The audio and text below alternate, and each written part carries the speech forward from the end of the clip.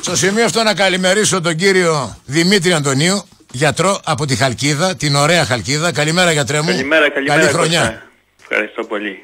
Για λίγο πες μου τι συμβαίνει με αυτή την ιστορία που λέγεται κορονοϊός, διότι άρχισαν να εμφανίζονται διάφορα πράγματα στην επιφάνεια, τα οποία έχουν σχέση και με την απόδοση του εμβολίου, έχουν σχέση και με τις ευθύνες που δεν αναλαμβάνει η βιομηχανία του εμβολίου και με τον αριθμό των εμβολίων που κάνουμε κάθε μέρα, 8.000 είπε ο Μητσοτάκης, άρα θέλουμε 8 χρόνια για να τα κάνουμε όλα αυτά. Και μάλιστα ότι πλέον η υγεία, τα νοσοκομεία και οτιδήποτε υπάρχει γύρω από τον εαυτό μας και την υγεία μας έχει σχέση μόνο με τον κορονοϊό και με απολύτως τίποτα άλλο. Κώστα, θα σου απαντήσω με την εξής επισήμανση καταρχάς. Καλημέρα σε όλους τους ακροατές σας. Εγώ ούτε πολιτικός είμαι, ούτε έχω κανένα συμφέρον από τη μία πλευρά ή από την άλλη πλευρά. Έχω μάθει πάντα να στηρίζομαι σε επιστημονικά δεδομένα ως επιστήμονας και με αυτή την ιδιότητά μου θα μιλήσω τώρα. Έτσι δεν έχω και καμιά άλλη ιδιότητα άλλωστε. Και για να δώσω μια εγκυρότητα σε αυτό το τόσο σημαντικό θέμα, το οποίο ίσως να αποτιμηθεί στο μέλλον ως ένα παγκόσμιο ιστορικό γεγονός, ως προς τις επιπτώσεις που μπορεί να έχει αυτός ο εμβολιασμός, όχι μόνο για τους Έλληνες αλλά και για την ανθρωπότητα.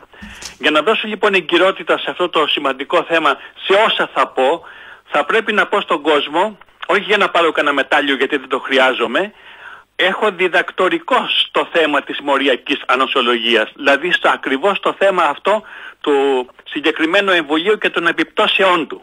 Επίσης, να ενημερώσω τον κόσμο ότι ό,τι θα πω δεν θα είναι απόψεις δικές μου, ούτε καν επιστημονικές γνώμες δικές μου. Θα αναφερθώ στα στοιχεία που δίνουν οι ίδιες οι κατασκευάστριες εταιρείες, όπως τα έχουν δημοσιεύσει στο Lancet, σε ένα από τα μεγαλύτερα επιστημονικά περιοδικά, και όπως τα έχουν καταθέσει στον Ευρωπαϊκό Οργανισμό Φαρμάκων που λέγεται ΕΜΑ για να πάρουν την άδεια. Και όπως ακριβώς τα στοιχεία αυτά τα έχει δημοσιεύσει και η Κομισιόν. Για να μην σε διακόπτω, υπάρχουν πληροφορίες ότι έχει αποτελεσματικότητα το εμβόλιο 50% και όχι 95% που μας λένε. Μα όχι, αυτό είναι μια ψευδαίσθηση. Αυτό είναι εντελώς παράλογο ιατρικά και άνευ σημασίας. Το ότι έχει αποτελεσματικότητα, ξέρεις τι σημαίνει? Όταν δίνεις το εμβόλιο βγαίνουν αντισώματα από τον οργανισμό, δηλαδή ουσίες, να πολεμήσουν τον ιό που βάζεις μέσα με το εμβόλιο. Έτσι. Αλλά αυτό ακριβώς κάνει και ο φυσικός ιός.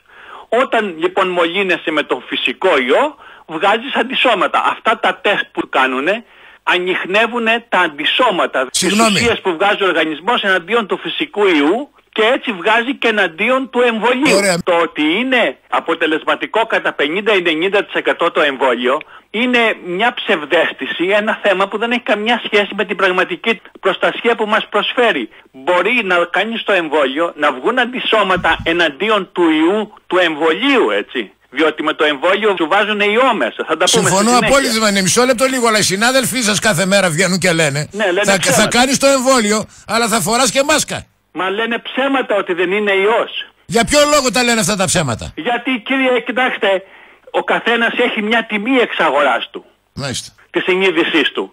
Η δικιά μου συνείδηση είναι πάρα πολύ ακριβή. Δεν λέω ότι δεν εξαγοράζομαι, αλλά εγώ είμαι 66 χρονών, μέχρι τώρα δεν έχω εξαγοραστεί. Αλλά γιατρέ μου, αυτοί που εμβολιάζονται και από ό,τι λένε οι μελέτες μπορεί να εξακολουθούν να είναι μεταδοτικοί, δεν θα είναι δηλαδή πραγματικά άνωση. Αυτομάτως θα αρχίσουν να εμφανίζουν επικίνδυνες συμπεριφορές, τις οποίες δεν τις γνωρίζουμε ακόμα. Από πού μέχρι πού λοιπόν μας μιλάνε, κάνε μία δόση, κάνε 2 δόσεις, τι είναι αυτό το πράγμα? Πρώτα όποιος κάνει το εμβόλιο δεν σημαίνει ότι δεν κολλάει τον κορονοϊό. Αυτή η ψευδαίσθηση να φύγει από τον κόσμο. Τι σκοπό έχει το εμβόλιο? Ότι όταν κολλήσεις κορονοϊό, όταν θα μολυνθείς από τον κορονοϊό, να μην αρρωστήσεις βαριά ή να αρρωστήσεις ελαφρύτερα. Ακριβώς. Όχι όμως ότι δεν μολύνεσαι από τον κορονοϊό. Ούτε σημαίνει ότι δεν μεταδίδεις τον κορονοϊό στον άλλον. Γι' αυτό το επιβάλλουν, γιατρέ. Γι' αυτό το επιβάλλουν. Και σου λένε υπέγραψε και χαρτί. Ίσα ίσα αν κάνεις το εμβόλιο μεταδίδεις πιο πολύ τον κορονοϊό, διότι όταν έχεις κάνει εμβόλιο μπορείς να πάρεις, να κολλήσεις τον κορονοϊό και να μην το ξέρεις, να παρουσιάσεις πολύ μικρότερα συμπτώματα, έτσι ώστε να μην ξέρεις ότι έχεις τον κορονοϊό και να το μεταδώσεις στους άλλους. Δηλαδή αυτό που λέω εγώ, και είναι σοβαρό και ας ακουστεί λίγο ηρωνία, ότι μακριά από αυτούς που έχουν κάνει το εμβόλιο. Απομονώστε τους. Αυτή είναι η σημαντικότερη πηγή και η βαρύτερη πηγή μετάδοσης του ιού. Διότι ξέρετε τι γίνεται, αν κολλήσει κάποιος που δεν έχει κάνει εμβόλιο, αν κολλήσει τον κορονοϊό, θα παρουσιάσει κάποια συμπτώματα. Έτσι λοιπόν θα πάει να κάνει το τεστ, θα πιστοποιηθεί ότι έχει κορονοϊό και θα απομονωθεί και από μόνος.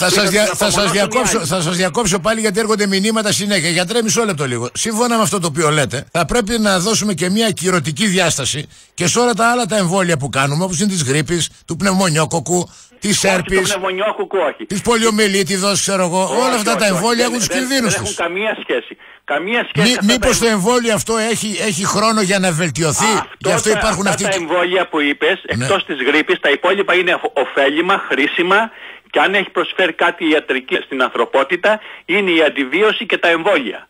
Αλλά εγώ είμαι εναντίον του συγκεκριμένου εμβολίου και των εμβολίων κατά της γρίπης, τα οποία είναι αναποτελεσματικά. Δηλαδή... Και βλέπεις, η γρίπη δεν έχει εξαλειφθεί. Βεβαίως τα εμβόλια της γρίπης δεν έχουν τους κινδύνους που έχει αυτό το εμβόλιο. Από τη στιγμή που δεν έχει εξαλειφθεί η γρίπη, γιατί τα αποτελέσματα αυτών που νοσούν από γρίπη δεν ανακοινώνονται και ανακοινώνονται κάθε μέρα μόνο αυτά που έχουν σχέση με τον κορονοϊό? Μήπως είναι πολλά τα λεφτά? Κοίταξτε, όλη η ιστορία της ανθρωπότητας που έλεγε ο Μάρξ γράφεται πλέον από το κέρδος. Δεν υπολογίζουν ούτε ζωές ούτε τίποτα. Το κέρδος είναι, αγαπητέ μου. Η ιστορία της ανθρωπότητας γράφεται με ένα κίνητρο. Το κέρδος αυτών που έχουν τη δύναμη να το επιβάλλουν. Αυτή είναι η πραγματικότητα πλέον, η πολιτική. Ακόμα και στην περίοδο του Μεσαίωνα τα κίνητρα των πολέμων ήταν, ξέρεις, η εξουσία, η μανία της εξουσίας. Τώρα εδώ είναι το κέρδος. Εγώ θέλω να πω στον κόσμο, αλίμονο αν στις δημοκρατίες αναμένονται σωτήρες και μεσσίες. Η δημοκρατία, αγαπητέ Κώστα, απαιτεί οι πολίτες της να είναι ηγεμόνες, ο καθένας μόνος του, κυρίαρχος, να μην φοβάται τίποτα, να καθορίζει αυτός τη ζωή του. Όχι να σκύπτει υποτακτικά σε ό,τι του λένε στην τηλεόραση. Γιατροί οι οποίοι δεν έχουν ιδέα από ιατρική, γιατί περισσότερους τους ξέρω και προσωπικά από τα φοιτητικά μου χρόνια, που δεν έχουν ιδέα από ιατρική. Αυτά που θα πω εγώ, άμα τους ρωτήσεις, δεν θα έχουν ιδέα. Γίνονται φερέφωνα της πολιτικής εξουσίας για την εξασφάλιση της θέσης και του μισθουλάκου τους. Εδώ φτάσαμε, αγαπητέ, στην ηθική κατάπτωση, στον εκφυλισμό του ιατρικού επαγγέλματος και της βιολογίας, να φτάσει ο Πανελλήνιος Ιατρικός Σύλλογος να στείλει επιστολή στον Πρωθυπουργό και αφού λέει μέσα, γράφει μέσα, αναγνωρίζει την επικινδυνότητα του εμβολίου και ότι δεν έχουν γίνει οι απαραίτητες μελέτες και τα λοιπά, στο τέλος δεν ζητάει να μην κάνουν τον εμβολιασμό στον άλλον κόσμο, αλλά ζητάει να τους δώσει η πολιτεία, το κράτος, ασυλία με νόμο, ώστε να μην έχουν ευθύνες αν παρουσιαστεί κάτι στον εμβολιασμό. Είναι δυνατόν, κύριε, να ζητάτε ασυλία για να ενспήρετε, όπως λένε οι ίδιοι, ένα κίνδυνο θανάτου στον ελληνικό πληθυσμό? Τι είναι αυτά που ακούγονται? Με συγχωρείς, τι ντροπή είναι αυτή? Ανεξίτηλη. Γιατρέ μου, εδώ πέρα κάθε μέρα ακούμε διασπορά φοβίας. Για να δείξουν την καλή συμπεριφορά στο αφεντικό για καμιά προαγωγή, για καμιά θεσούλα. Αυτούς λοιπόν εκεί μέσα εκεί στον ΕΟΔΗ, τους περισσότερους τους ξέρουμε και την πορεία τους. Δημόσιοι υπάλληλοι είναι. Παντός κυβέρνησης, παντός καιρού. Δεν κάνουν ιατρική αυτοί. Στο νοσοκομείο δεν έχουν δει ποτέ άρρωστο μπροστά τους να παλέψουν, να κινδυνέψουν. Μέσα οι δημόσιοι υπάλληλοι και κάνουν όλη τη μέρα σε σκέψεις. Χρόνια, δεκαετίες. Αυτά που λένε τώρα λοιμοξιολογία, τι ειδικότητα είναι αυτή? Λέει καθηγητής, λέει δημόσιας υγείας. Να πέσεις κάτω να γελάς. Τι είναι αυτά τα πράγματα? Αυτές οι ειδικότητες έχουν φτιαχτεί τώρα, έχουν δημιουργηθεί τα τελευταίες δεκαετίες απλώς για να αυξήσουν την ειδικότητα και την επαγγελματική εκμετάλλευση της ιατρικής. Τι είναι δηλαδή δημόσια ιατρική? Αυτή τη διαβάζει κάθε γιατρός αξιοπρεπής που έχει μια σοβαρή ειδικότητα, παθολογία, χειρουργική, κάνα Σαββατοκύριακο και να περάσει την ώρα του. Να πω δυο κουβέντες, να ξεκινήσω έτσι. Το ανθρώπινο κύτταρο και όλοι οι ζωντανοί οργανισμοί έχουμε μέσα στα κύτταρά μας αυτό που λένε DNA. Το DNA το λέμε γενετικό κώδικα. Τι σημαίνει αυτό? Θα πω τι είναι ο οδικός κώδικας για να καταλάβει ο κόσμος τι είναι αυτό και τι σχέση έχει με το εμβόλιο. Ο οδικός κώδικας τι είναι? Είναι μια σειρά από σήματα που βλέπουμε στο δρόμο τα οποία δεν μας λένε τι θα κάνουμε, αλλά εμείς ξέρουμε όμως όταν υπάρχει αυτό το σήμα σταματάμε ή πάμε δεξιά ή πάμε αριστερά, έτσι, ή ότι είναι κατηφόρα κτλ. Σήματα λοιπόν που μας καθορίζουν μια συμπεριφορά την οποία τον ακολουθούμε, έτσι δεν είναι? Ναι. Ο γενετικός κώδικας στο DNA είναι μια σειρά, μια αλυσίδα από τέτοια χημικά σήματα όπως τα σήματα της οδικής κυκλοφορίας. Ναι. Δηλαδή αποτελείται το DNA από αυτά που λέμε γονίδια, που το κάθε γονίδιο είναι ένα σήμα, ένα οδικό σήμα. Και τι λέει το κάθε ένα από αυτά το οδικό σήμα στο κύτταρο το ανθρώπινο? Κάνει αυτή τη λειτουργία. Δηλαδή στρίψε δεξιά, στρίψε αριστερά. Έτσι, το άλλο λέει το αντίθετο. Έτσι λοιπόν ο γενετικός μας κώδικας, όπως τα σήματα της οδικής κυκλοφορίας, καθοδηγούν το κύτταρο το ανθρώπινο, ταυτόχρονα όλα μαζί τα κύτταρα, και λειτουργούν τα κύτταρα κατά τις επιταγές αυτών των σημάτων και δημιουργούν όλα τα κύτταρα τα χαρακτηριστικά που έχουμε σαν άνθρωποι, σαν φυτά, σαν ζώα, καθώς και μεταξύ των ανθρώπων καθορίζουν τα ιδιαίτερα χαρακτηριστικά μας. Αυτό το πράγμα λοιπόν για να λειτουργήσει το DNA το ανθρώπινο, για να μας κάνει ανθρώπους, συνεργάζεται με το RNA. Το RNA είναι ο αδερφός του DNA. Μάλιστα. Και μάλιστα είναι το κατοπτρικό του είδωλο, το αντίστροφό του. Για να δουλέψει το ανθρώπινο κύτταρο θέλει οπωσδήποτε DNA και RNA μαζί. Ή έχουν το ιδιαίτερο χαρακτηριστικό ότι αποτελούνται ή από DNA ή από RNA. Όχι και τα δυο μαζί. Τούτος ο ιός έχει το RNA. Επομένως, ο ιός αυτός ή ο ιοί του DNA, όπως είναι ο ιός του AIDS, για να μπορέσουν να ζήσουν, και όταν λέμε να ζήσουμε εννοούμε ζωή στην ιατρική, να πολλαπλασιαστούν, χρειάζονται, ο κορονοϊός που έχει RNA χρειάζεται ένα DNA για να μπορέσει να πολλαπλασιαστεί. Και πού το βρίσκει αυτό το DNA ο ιός? Μέσα στο ανθρώπινο σώμα. Μπαίνει λοιπόν μέσα στα κύτταρα. Τα ζώα δεν έχουν DNA? Ναι, έχουν, αλλά δεν... Γιατί δεν τα προσβάλλει τα ζώα? Δεν προσβάλλει διότι τα ζώα δεν έχουν στα κύτταρά τους στην επιφάνεια μια ειδική κλειδαρότρυπα που έχει ο άνθρωπος, στην οποία πάει και κλειδώνει σαν κλειδί ο ιός. Σου λέω το ιός λοιπόν, ο κορονοϊός, ο φυσικός, είναι RNA και μπαίνει μέσα στο κύτταρο του ανθρώπου, εκεί συνεργάζεται με το DNA το ανθρώπινο και πολλαπλασιάζεται ο ιός μέσα στο κύτταρο του ανθρώπου. Αυτή η συνεργασία του RNA με το DNA μπορεί να προσδιορίσει την κατασκευή ενός εμβολίου με RNA το οποίο να είναι ελέγξιμο? Έγινε αντιληπτό λοιπόν ότι ο RNA κορονοϊός για να πολλαπλασιαστεί, να ζήσει, χρειάζεται ένα DNA. Και αυτό το βρίσκει μέσα στο DNA του ανθρώπινου κυττάρου, έτσι δεν είναι? Ναι. Μπαίνει μέσα εκεί και συνεργάζονται και παράγονται μέσα στο κύτταρο του ανθρώπου πολλά αντίγραφα του RNA ιού. Όταν λοιπόν ο ιός πολλαπλασιάζεται μέσα στα κύτταρα του ανθρώπου, κάνει τα κύτταρα του ανθρώπου, καταστρέφονται, αυτό σημαίνει πάθηση, πνευμονία κτλ. Βγαίνουν οι ιοί πλέον στο αίμα του ανθρώπου και εκεί ο οργανισμός επιτίθεται εναντίον του με τα αντισώματα από κάποιες ουσίες για να το σκοτώσει. Τι κάνουν με το εμβόλιο τώρα, στο κρίσιμο ερώτημά σου? Με το εμβόλιο προσπαθούν να μιμηθούν τη λειτουργία και τις ενέργειες του φυσικού ιού. Όσο και να ακούγεται τρελό αυτό. Τι κάνανε δηλαδή? Πήρανε το RNA του φυσικού ιού, το αντιγράψανε στο εργαστήριο, φτιάξανε, κατασκευάσανε ένα τεχνητό RNA του φυσικού ιού, το οποίο το φτιάξανε τεχνητά με μια τεχνολογία που λέγεται recombinant RNA, τεχνητά δηλαδή το φτιάξανε, το αλλάξανε τη σύνθεση σε 2 σημεία σε σχέση με το φυσικό ιό, το μεταλλάξανε δηλαδή και το φτιάξανε εμβόλιο. Το βάζουν με το εμβόλιο μέσα στον άνθρωπο, αυτός είναι ζωντανός ιός. Σωστό. Γιατί είναι ζωντανός ιός?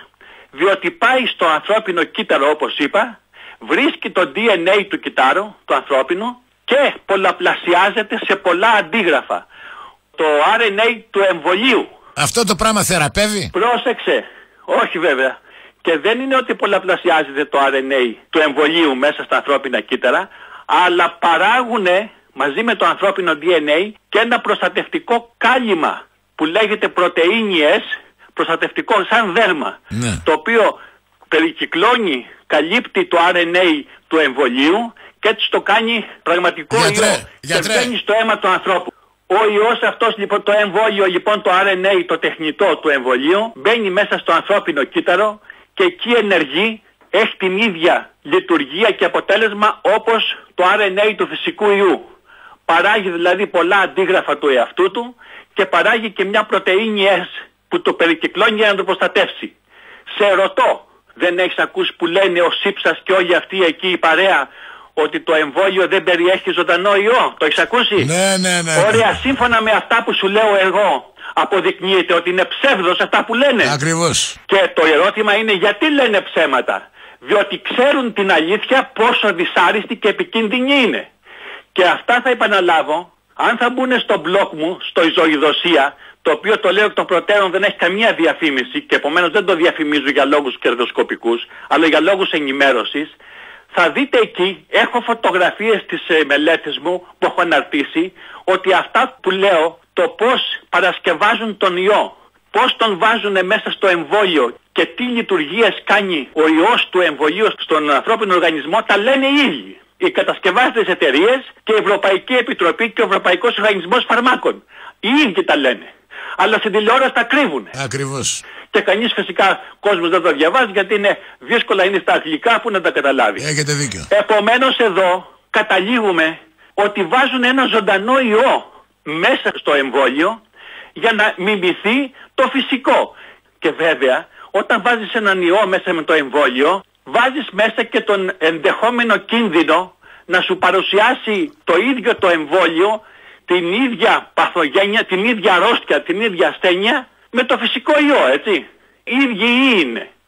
Αυτό το παραλογισμό δεν μπορεί να το καταλάβει ένας γιατρός που είναι λογικός, που είναι αχρημάτιστος, που είναι ιδεολόγος και τιμά τον όρκο του και την αξιοπρέπεια την ανθρώπινη και την τιμή του. Δεν την καταλαβαίνουμε αυτό το πράγμα. Γιατρέ, μία ερώτηση γιατί πρέπει να κλείνουμε. Το πρώτο είναι, για ποιο λόγο έχουν διοχετεύσει και μέσω των ιατρών ότι είναι υποχρεωτικός ο εμβολιασμός όλου του κόσμου? Δεν υπάρχει. Μισό λεπτό λίγο. Για ποιο λόγο εκβιάζουν τους εργαζόμενους στα νοσοκομεία ότι πρέπει να κάνουν όλοι τους τα εμβόλια και για ποιο λόγο η κατασκευάστρια εταιρεία λέει δεν έχω καμία ευθύνη στις παρενέργειες που θα έχει το φάρμακο αυτό? Βεβαίως. Αποποιούνται τις ευθύνες διότι ξέρουν την επικινδυνότητά τους. Άρα την ξέρουν και οι γιατροί οι δικοί μας την επικινδυνότητα. Φυσικά την ξέρουν, αλλά τα θυσιάζουν όλα για να δει καλή διαγωγή στον αφέντη. Να πάρουν καμιά προαγωγή, καμιά θέση. Αυτό κάνουν. Βάζουν τον κόσμο σε θανατηφόρους κινδύνους για να εξασφαλίσουν τη δεσούλα τους. Εδώ σου είπα ζήτησαν ασυλία για να ενσπείρουν το θάνατο στον κόσμο. Η ερώτηση που μου κάνεις είναι τόσο αυτονόητη και η εξήγηση είναι τόσο θλιβερή και τραγική. Αυτή η ασυλία, γιατρέ, που ζητήσανε... Να πω κάτι για να μην το ξεχάσω. Παρακαλώ. Η ελληνική κυβέρνηση έχει πάρει μια άδεια υπό όρους προσωρινή από την Ευρωπαϊκή Ένωση. Ξέρεις τι σημαίνει υπό όρους? Ξέρεις τι λένε μέσα? Ότι δίνουμε μια προσωρινή άδεια, την οποία όμως θα επαναλέγχουμε κάθε μήνα ανάλογα με τις παρενέργειες που θα παρουσιάζονται. Μάλιστα. Το ακούς τι σημαίνει? Δηλαδή θα κοιτάνε πόσοι πεθαίνουνε και αν δουν ότι πεθαίνουνε πολλοί θα τις σταματήσουνε. Και αυτή λέει η περίοδος δοκιμής θα συνεχιστεί μέχρι τον Ιανουάριο του 2023. Δηλαδή μέχρι τότε ο παγκόσμιος πληθυσμός θα χρησιμοποιείται σαν πειραματόζωα για την κονόμα των εταιριών. Και με την ανοχή, την απίστευτη ανοχή, τη συνέργεια δηλαδή σε αυτό το έγκλημα των εθνικών κυβερνήσεων των κρατών μελών της Ευρωπαϊκής Ένωσης και όπου αλλού το κάνουνε. Αυτή είναι η αλήθεια. Και να σας πω και κάτι πιο τραγικό. Και καλώ τον κόσμο να κάνει αυτό που θα του πω. Παρόλο ότι πήρε άδεια από την Ευρωπαϊκή Ένωση, αυτή που είπα υπό όρους, χρειάζεται και υπουργική απόφαση από το εκάστοτε Υπουργείο Υγείας του κάθε κράτους που να δίνει την πληρεξουσιότητα στα νοσοκομεία να κάνουν τα εμβόλια. Μάλιστα. Το ξέρεις ότι τέτοια υπουργική απόφαση δεν υπάρχει? Μάλιστα. Και κάνουν τα εμβόλια οι διοικητές, ιδία ευθύνη και θα έχουν τεράστιες συνέπειες. Επομένως απευθύνομαι τώρα στους υπαλλήλους και των νοσοκομείων και των εργοστασίων. Αν θα τους πούν να κάνουν αυτό το εμβόλιο με τους όρους που είπα και την επικινδυνότητά του, θα ζητήσουν αν υπάρχει άδεια. Θα πάνε στο διοικητή του νοσοκομείου και θα του πούν υπάρχει υπουργική απόφαση, κύριοι. Επειδή δεν υπάρχει λοιπόν... Το κράτος δεν λειτουργεί, γιατρέ. Κράτος δεν υπάρχει. Μα αυτό το κράτος είναι συνεργό σου λέω. Το ξέρω που μου το είπατε, απλούστατα το λέω για να δώσω έμφαση. Το κράτος δεν πρέπει να τα κάνει όλα αυτά που λέμε οι δύο. Τέτοια κράτη μόνο με επαναστάσεις καταλύονται. Λοιπόν, γιατρέ, έχετε άπειρο αριθμό μηνυμάτων, τα οποία στην ουσία λένε αυτός είναι πραγματικός γιατρός. Κοίταξε, όλα αυτά που είπα δεν είναι δικά μου στοιχεία. Να μπουν μέσα στο Ζωηδοσία, να δουν εκεί το τι λένε οι εταιρείες. Έχουν φωτογραφία από τις ανακοινώσεις της Ευρωπαϊκής Ένωσης. Το φάκελο που καταθέσανε. Είναι γενετικά τροποποιημένος οργανισμός. Πώς λέγεται το site σου? Ζωηδοσία. Με ελληνικά να το γράψουν. Ζωηδοσία. Ζωηδοσία, οκ. Το εμβόλιο αυτό συνιστά είναι γενετικά τροποποιημένος οργανισμός, δηλαδή γενετικά τροποποιημένος ο φυσικός κορονοϊός. Για να πάρει άδεια τέτοια εμβόλια, σύμφωνα με τον κανονισμό της Ευρωπαϊκής Ένωσης, απαιτούνται πολυετής αξιολογήσεις περιβαλλοντολογικού κινδύνου. Το αντιλαμβάνεστε. Δεν έχουν γίνει τίποτα από όλα αυτά και παρόλα αυτά το κάνουν στον κόσμο χωρίς άδεια από τις ελληνικές αρχές. Και γι' αυτό δεν έχουν ευθύνες. Θα τηλεφωνηθούμε. Αν κάποιος, δεν έχει κανένας ευθύνη γιατί κανένας δεν έχει δώσει άδεια. Το θέμα είναι ότι έχετε άπειρα μηνύματα με τη λέξη μπράβο, μπράβο, μπράβο. 3 φορές το μπράβο. Θα τηλεφωνηθούμε. Το μπράβο είναι να πιάσει τόπο. Θα τηλεφωνηθούμε για ραντεβού το επόμενο Σαββατοκύριακο. Να είστε καλά.